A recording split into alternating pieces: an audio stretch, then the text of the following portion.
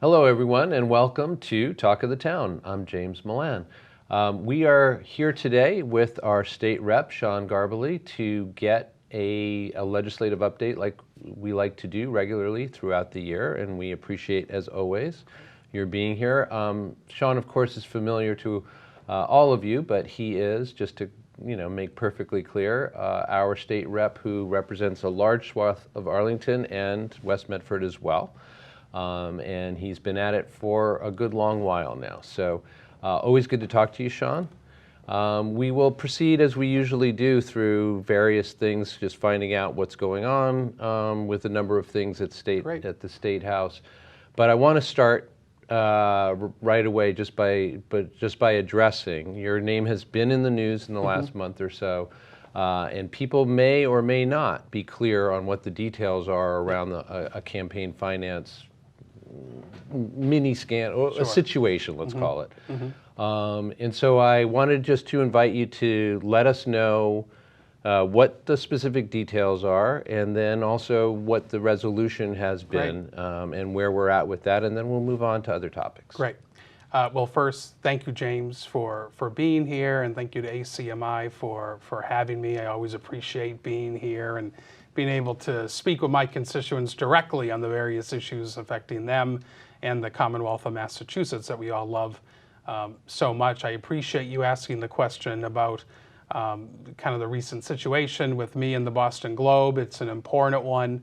Elected officials, whether it's local, state, or national, need to be held to the highest code of conduct, bar none. And that's in all areas, from ethics to campaign finance to you name it. And there's a bunch of regulatory agencies that oversee that accountability. One of them is the Office of Campaign Political Finance. And we work with them daily, monthly, on political candidates when we have to declare our candidacy and then form a campaign committee. It's everything's very, as it should be, is very strongly regulated in terms of how you disclose your contribution, the names of, the contributors, how much they're contributing, how much they're allowed to contribute. And a couple of years ago on one of my forms, everything was disclosed appropriately through checks.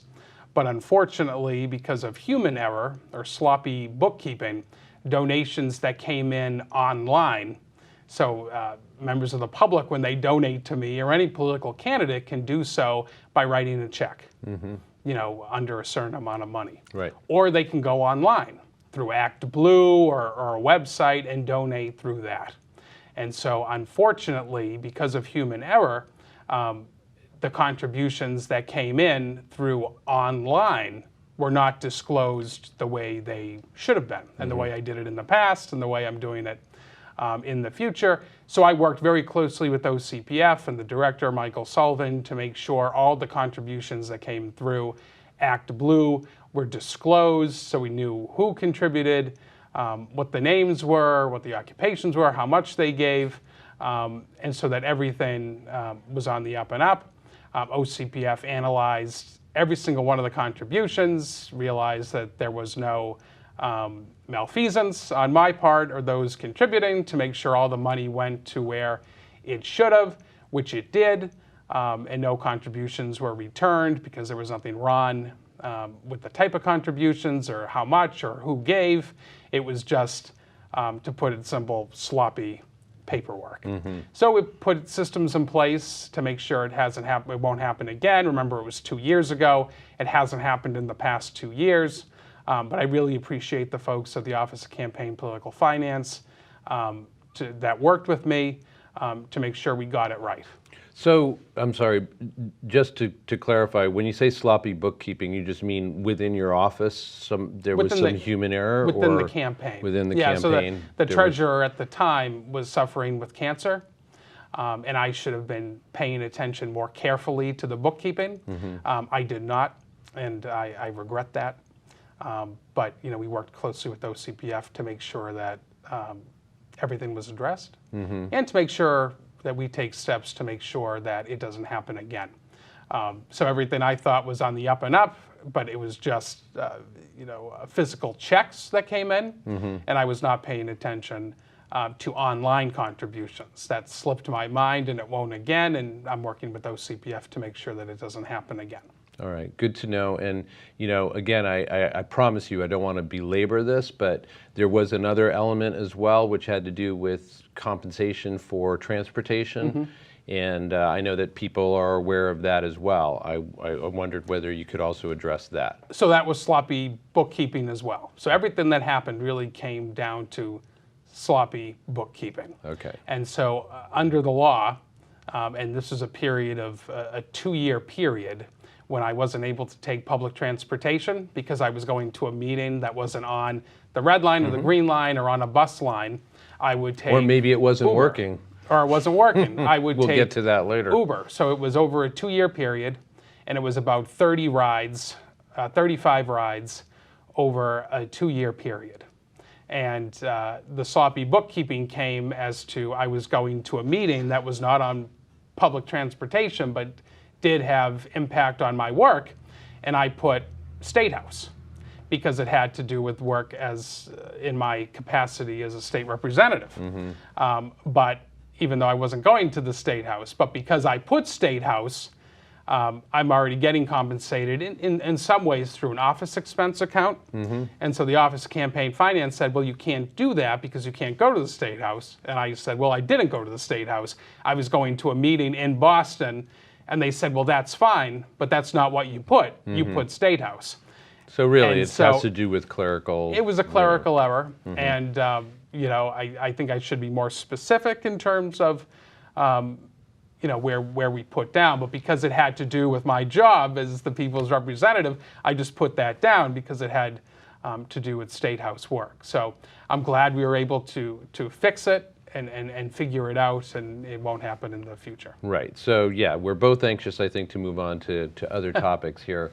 So let's say that your promise is out there. It will not happen again. We can rest assured that that's the case, and let's go ahead and move on. Great. Appreciate your addressing that. So there are any number of topics, but we find ourselves in the middle of July having this conversation, and that means, among other things, that the budget deadline has passed once again, and the Senate and the House have not reconciled yet the budget. So I want to ask you about the budget more generally, but to begin with, July 1st seems to be a date that is exceeded each and every year. Is this just business as usual? Should the public be concerned about the fact that there's always a delay in terms of this whole process reaching its conclusion? Or should we just accept that this is how it is?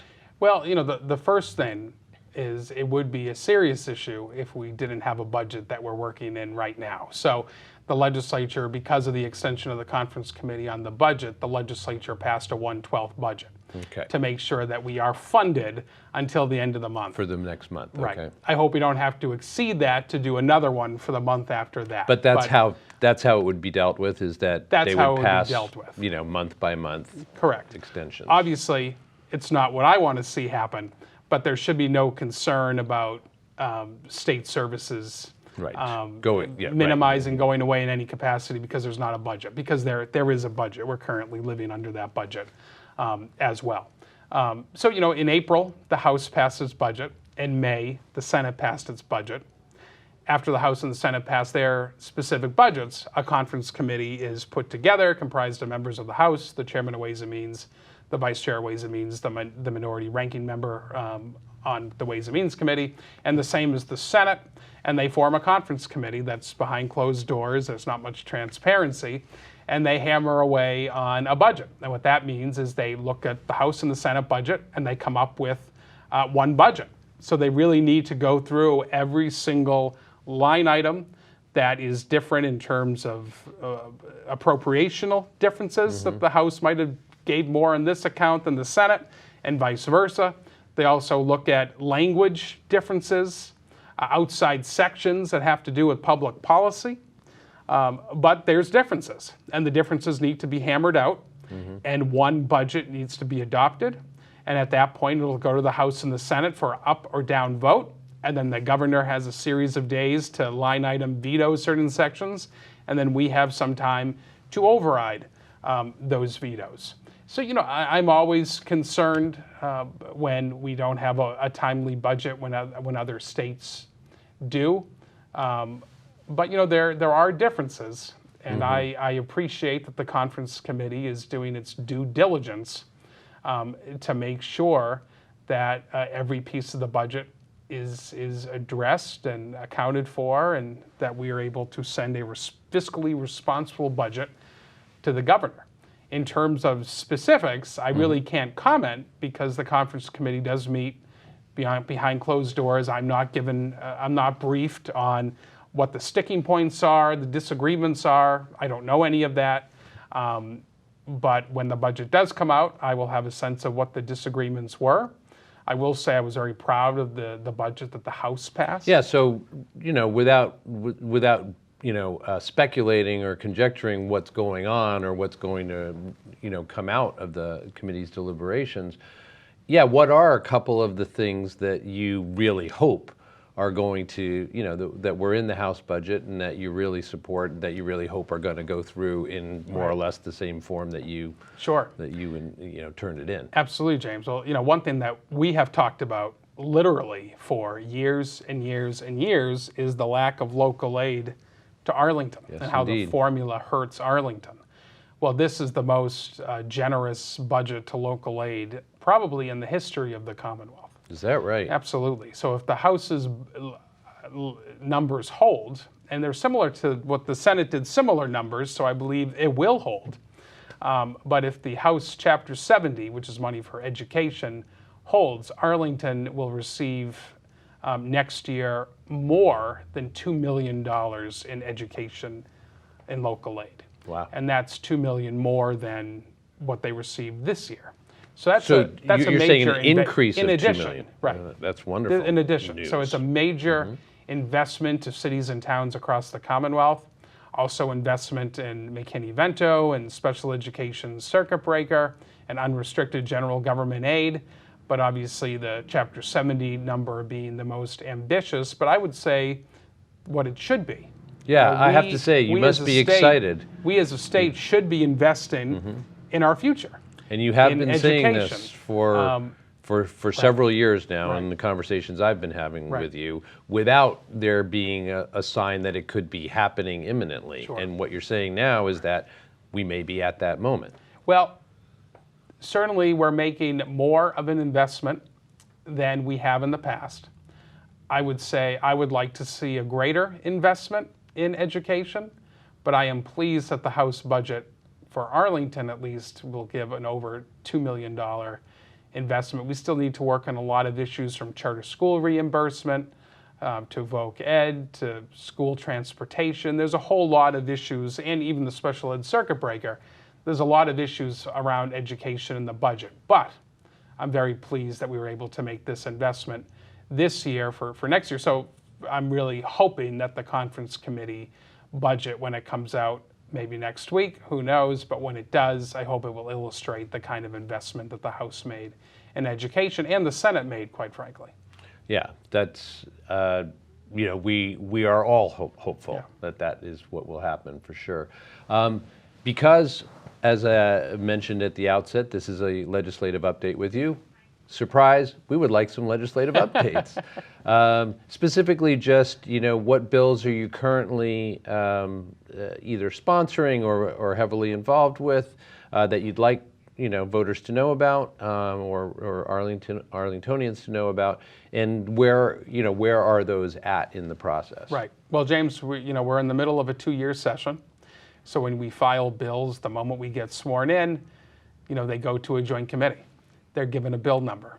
And each bill, there's about 6,000 that get filed over a 2-year period, get sent to a joint committee, where legislators and, more importantly, members of the public get to come to the hearing and testify to the committee on why they support a bill, sometimes more importantly, why they're opposed to a bill. But that's, in my opinion, it's very, very important. So the past week and a half, I've testified to 3 joint committees on various pieces of legislation. One was to the Joint Committee on Higher Education, what's known as the Cherish Act. We have over 100 reps and senators who are sponsoring the Cherish Act, and it's a $500 million investment to public higher education, 29 campuses here in Massachusetts, from UMass to state universities to community colleges that stretch, all 351 cities and towns in the Commonwealth, that serves young people from all across Massachusetts, by finally investing in public higher ed and at the same time lowering fees and tuition for a 5-year period. That's the kind of investment that we should be making. I filed the bill along with advocacy groups from Phenom and the Mass Teachers Association, and as I said, over 100 of my colleagues. So we had a hearing, we had about 20 of my colleagues join me in testifying. So the cost of a young person's education, higher education in Massachusetts, used to be about 80% provided by the state and 20% by the university, passed on to the student.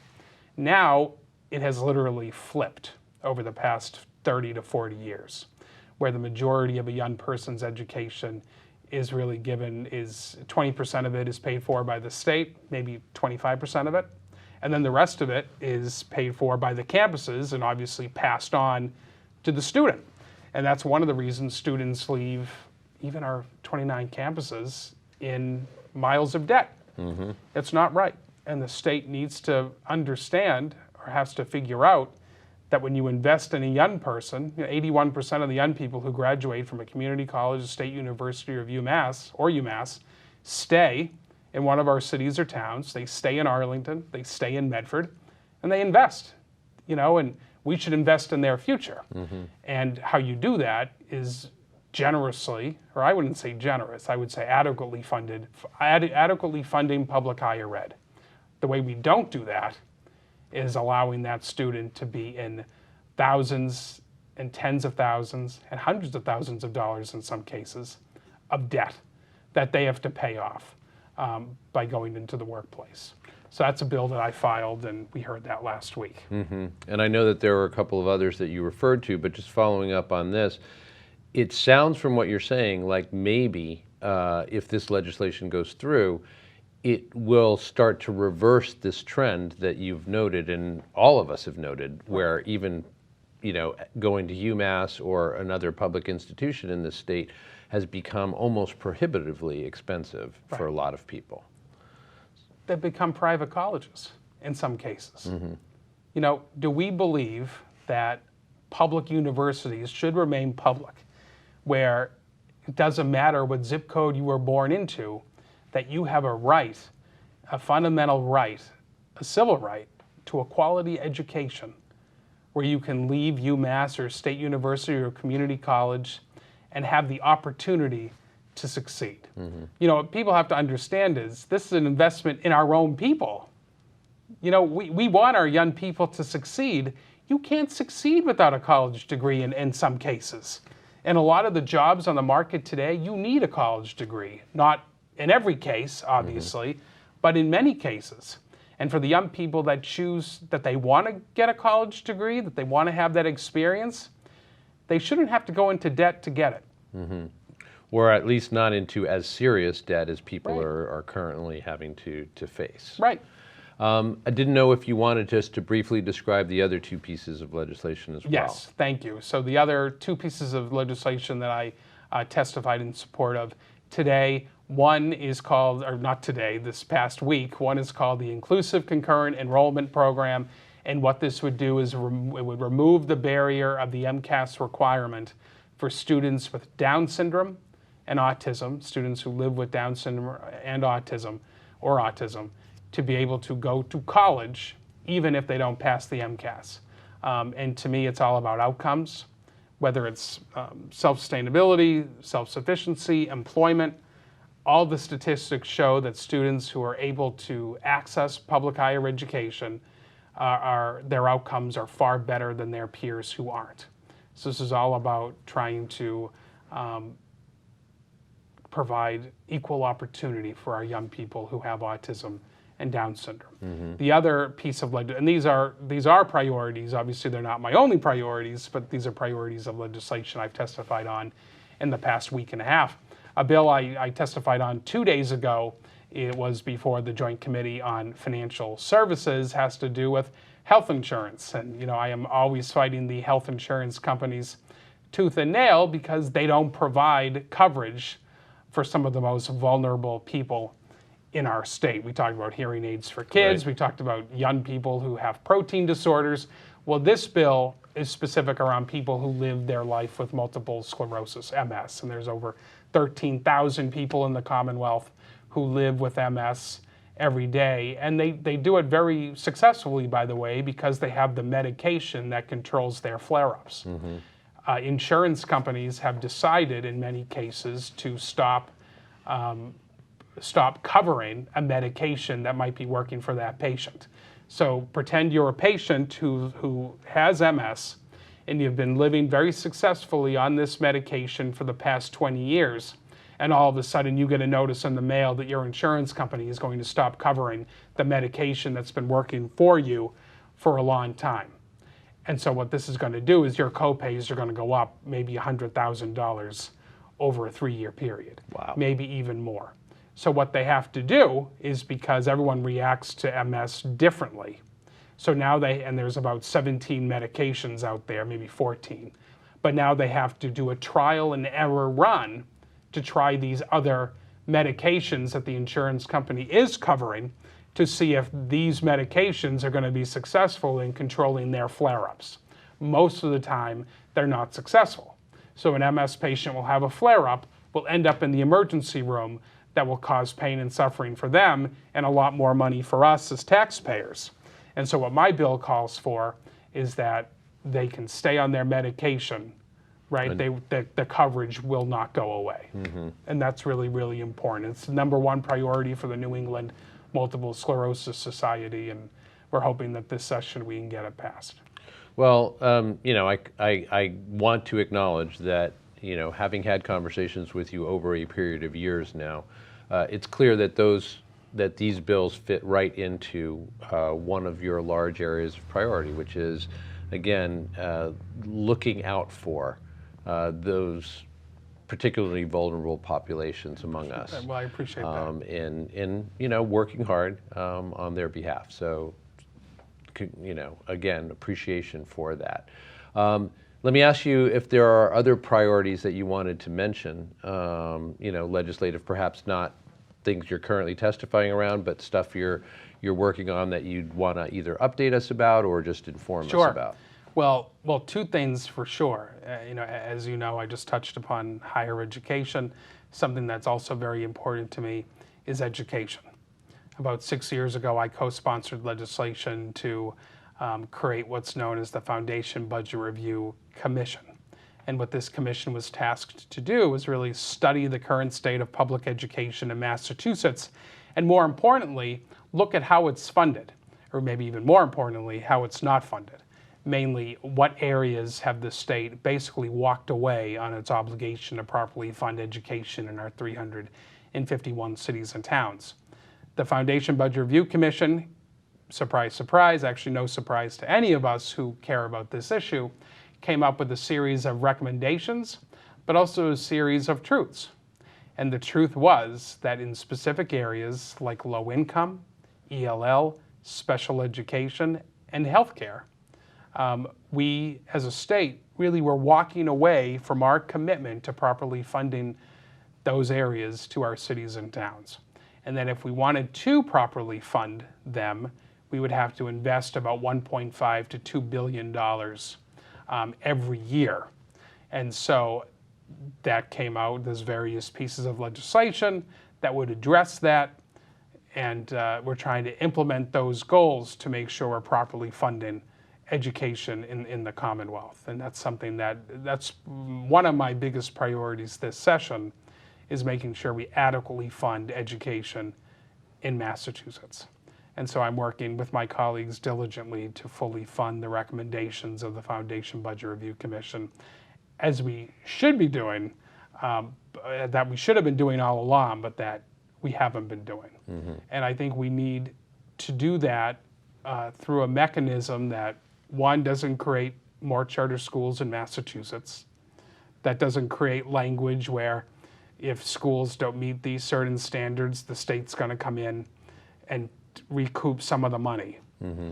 This is a study that showed how the state wasn't investing.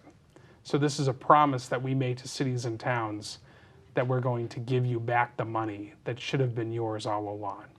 So that's very important to point out. And the other piece of legislation, obviously you talked about it a little bit in the past, I know you care very much about this, is in the area of renewable energy. And so I have a bill known as the 100% Renewable Energy Bill, an act to re-energize or repower Massachusetts with 100% renewable energy in all areas by 2045, utilities by 2035, and in all areas by 2045. This also includes home heating. It also includes transportation and buildings. Since President Trump walked away from admitting climate change exists all along by walking away from the Paris Accords, states really have had to go in alone on addressing this issue.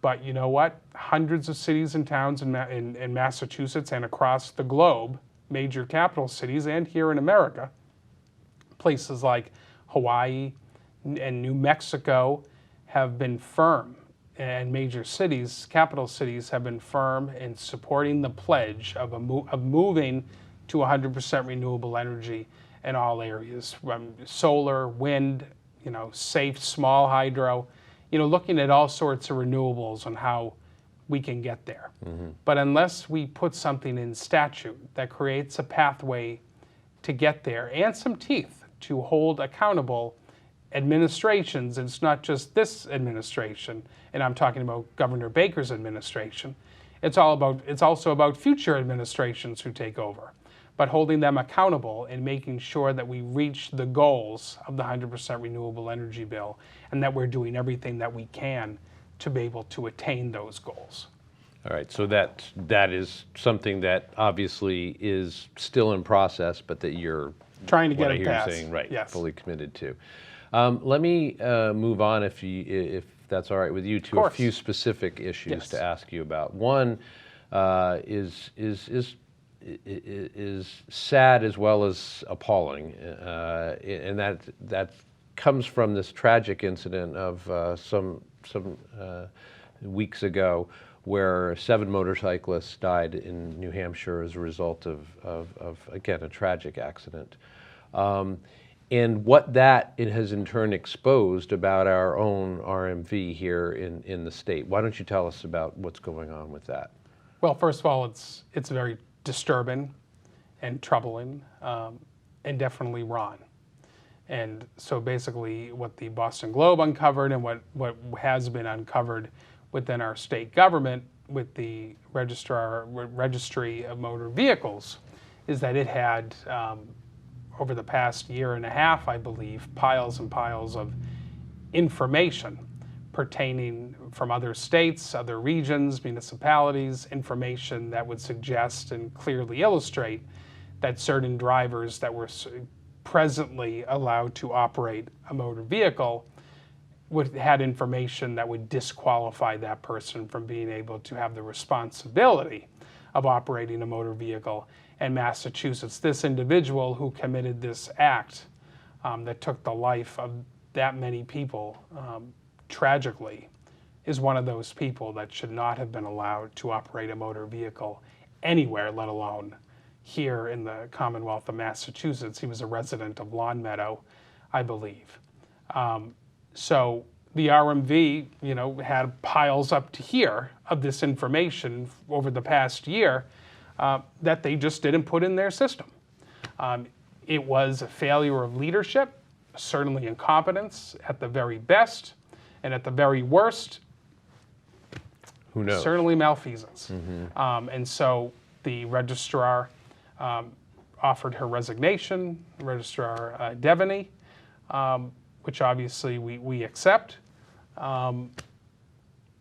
but obviously she's not the only person responsible for this. You know, the RMV falls under Governor Baker's administration, just like the MBTA, just like the Department of Children and Families that recently had, I believe, 4 children pass away in their custody.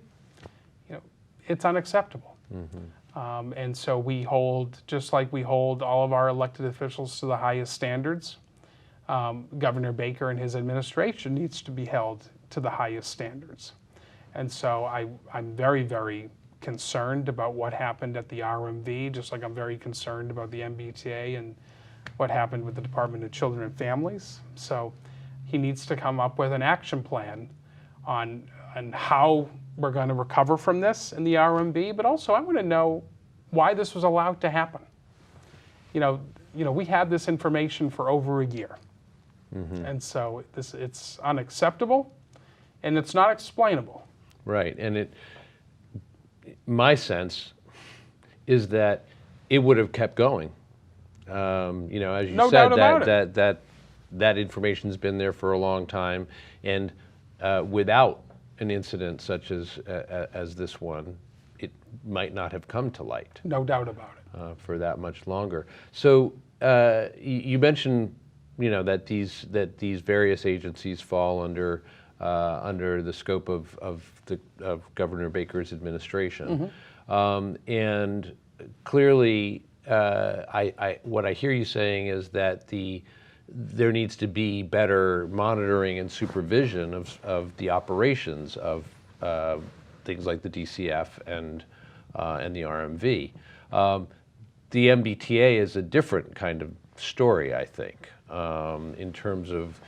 Tell us a little bit more about what you are looking for from Governor Baker and his administration, specifically regarding the MBTA. I just want the truth. I want the truth to the people of Massachusetts in terms of what the problems are with the MBTA, what the solutions are, no matter how expensive. And let's get the truth to the riders and to the people of Massachusetts on how to right this ship. There have been numerous studies that show that where we need literally a $10 billion investment just to get us to a state of good repair. You know, that's where we are right now. And we need to be truthful to the people of Massachusetts and to the riders on what investment is really needed to get us to a 21st century transportation system.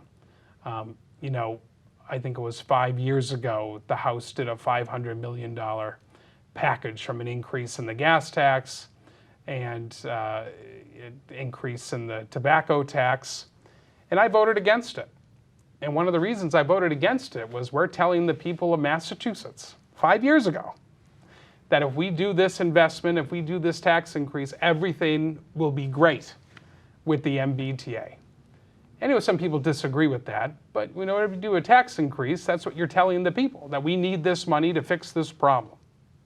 I voted against it because I knew it was wrong, because I knew that it needed more revenue, and it wasn't a progressive way to get more revenue, nor an adequate way to get revenue. So I voted no. 5 years later, things have never been worse. We have cars catching on fire.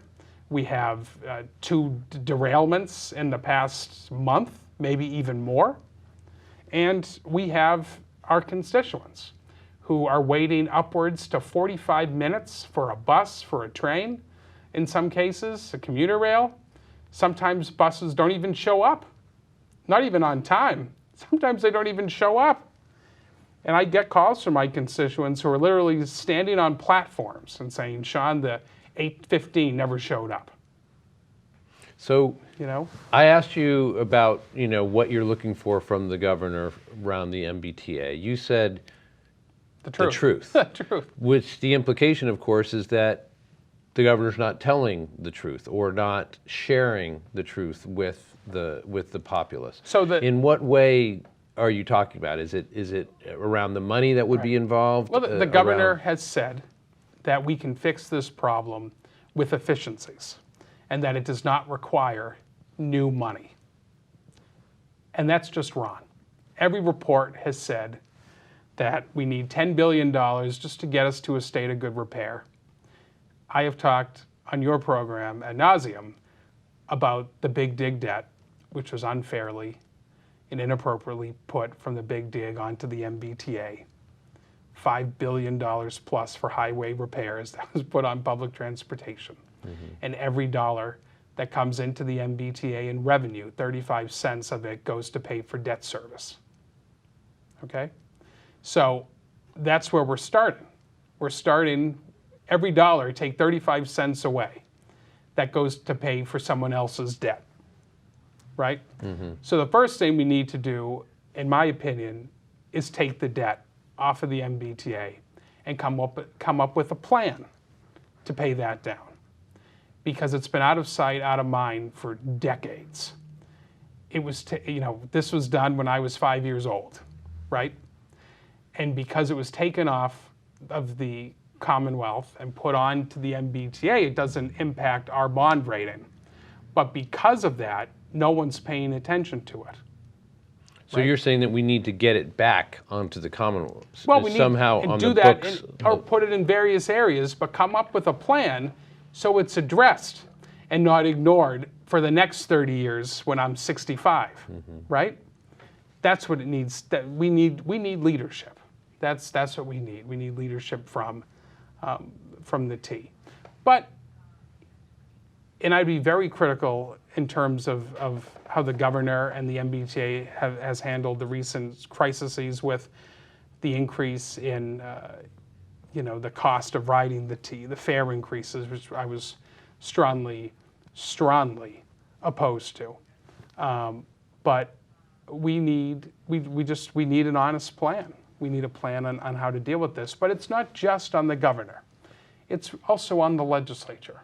The legislature needs to come up with a long-term funding plan on how to adequately fund public transportation in Massachusetts and to also do it in a progressive way. Yeah. Well said. Let's acknowledge before we move on to one more topic, and it'll be a nicer one, I will say.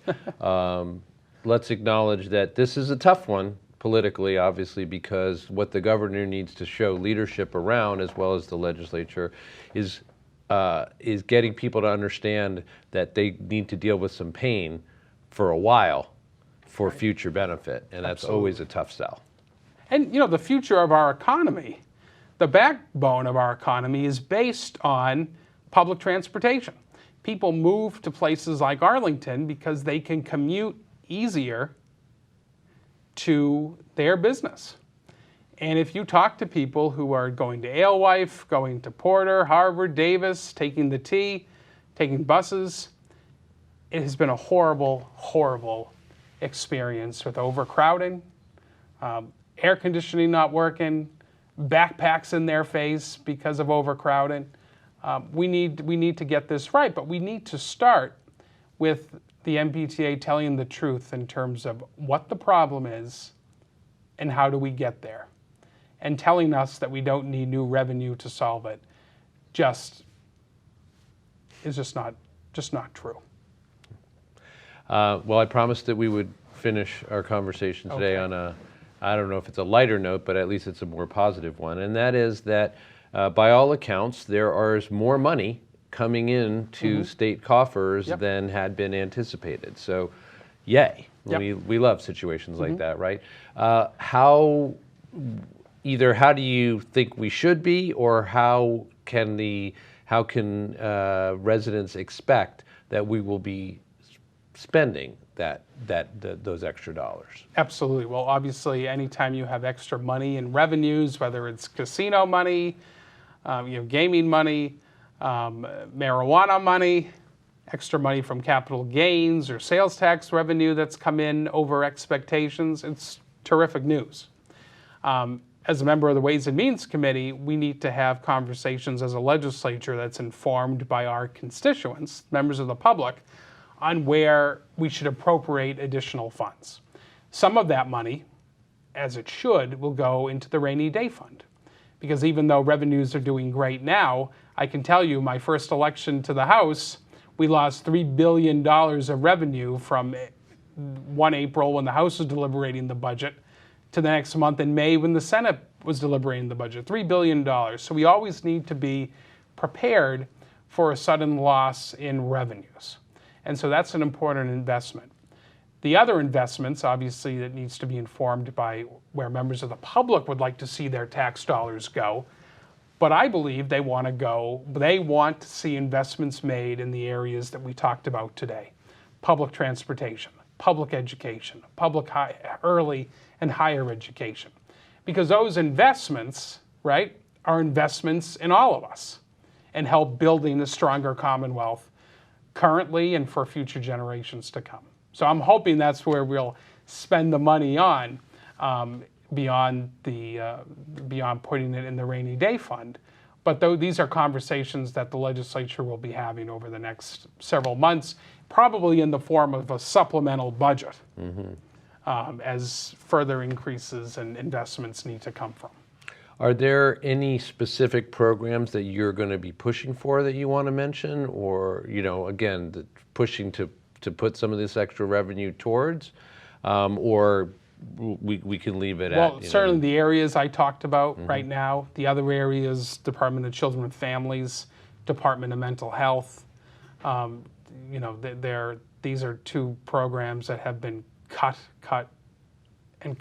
over the last decades. And so as more appropriations come in, we should be spending the money on areas that make us stronger economically, like education, like transportation, but also in areas that support the most vulnerable residents, people with disabilities, children in foster care, people who have mental health needs and need them to be addressed. Those are the other areas we should be appropriating these funds.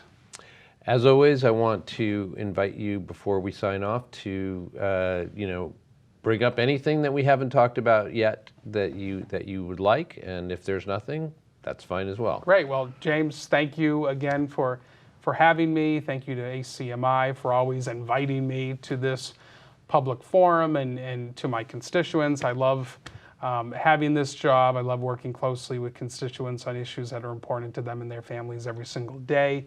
I have office hours every week. So please come and find me. I'm in West Medford Community Center on Thursday nights, and then the following Thursday, 6 to 7, I'm at the Arlington Town Hall in the second floor Lions hearing room. So I am easily accessible, and I look forward to hearing from you. And if there's anything that we talked about today that you have more questions on, please send me an email at sean.garballey@mahouse.gov or call me. My office phone is 617-722-2090, and my personal cell phone is 781-859-7781. I'm not hard to get a hold of, and I look forward to coming on the program soon. All right. You've always made yourself very accessible, both to your constituents and to us. We appreciate it. We will continue to take advantage of our access to you, and appreciate, again, you're giving us the time today. Thank you, James. Thanks so much. Thank you. Thanks a lot. For State Representative Sean Garballey, I'm James Milan. This is Talk of the Town and a legislative update. Thanks for joining us. We'll see you next time.